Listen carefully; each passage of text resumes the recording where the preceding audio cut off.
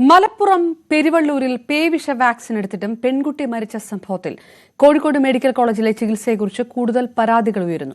കഴിഞ്ഞ മാസം കുറുക്കന്റെ കടിയേറ്റ് ചികിത്സയ്ക്കായി എത്തിച്ച മലപ്പുറം തിരൂർക്കാട് സ്വദേശിനി കാളിക്ക് വേണ്ട രീതിയിൽ ചികിത്സ കിട്ടിയില്ലെന്നാണ് കുടുംബത്തിന്റെ ആരോപണം.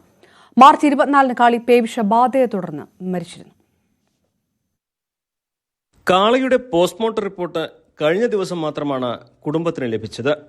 റിപ്പോർട്ടിൽ മരണകാരണം പേവിഷബാധയാണെന്ന് കണ്ടെത്തിയിരുന്നു.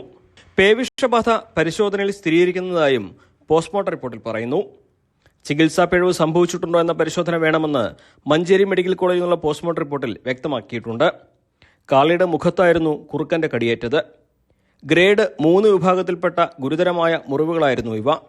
മാർച്ച് 8-നായിരുന്നു തൊഴിലുറപ്പ് ജോലിക്കിടെ കാളിക്ക് കുറുക്കന്റെ കടിയേറ്റത്. മുഖത്തും കയ്യിലും കാലിനുമെല്ലാം കടിയേറ്റു.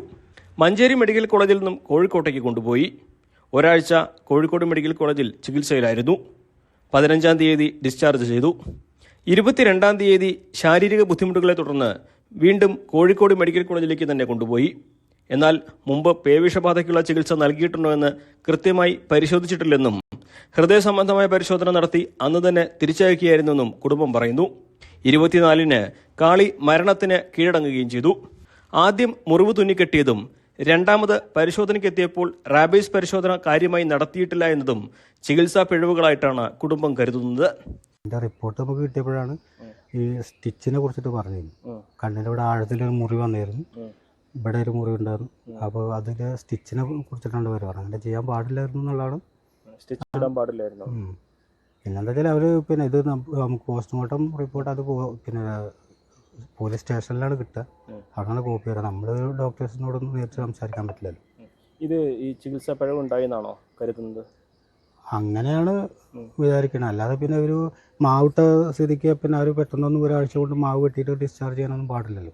22-ാം തീയതി പേവിഷബാധയുടെ ലക്ഷണങ്ങളുമായി എത്തിയ കാളിക്ക് അതിനാവശ്യമായ ചികിത്സകൾ ലഭിച്ചിട്ടില്ല എന്നാണ് ആശുപത്രി രേഖകളും വ്യക്തമാക്കുന്നത്. മുഖത്ത് വന്യജീവികളുടെ കടിയേറ്റാൽ പേവിഷബാധയ്ക്കുള്ള സാധ്യതകൾ ഏറെയാണെന്നിരിക്കെ നൽകാൻ കഴിയുന്ന എല്ലാ ചികിത്സകളും ഇവർക്ക് ലഭിച്ചോ എന്ന ചോദ്യമാണ് ഉയരുന്നത്. ചികിത്സയിൽ പിഴവ് പറ്റിയിട്ടുണ്ടെങ്കിൽ അത് ഉത്തരവാദിത്തപ്പെട്ട ആരൊക്കെയാണെന്നുണ്ടെങ്കിൽ അത് അവർ അന്വേഷിക്കണം. ചേച്ചി എന്തായാലും മരണപ്പെട്ടു പോയി, ഇനിയിപ്പോൾ തിരിച്ചു കിട്ടില്ല. പക്ഷെ ഇനി വേറെ ആർക്കെങ്കിലും ഇതുപോലെ സംഭവിച്ചിട്ടുണ്ടെങ്കിൽ ഇങ്ങനൊരു വീഴ്ച വരാൻ പാടില്ല. അതിനെന്താണ് നടപടി എടുക്കുക ചെയ്യാം. അഖിലോട്ട് പറയ്ക്കൊപ്പം CV അനുമോദ്, News 18.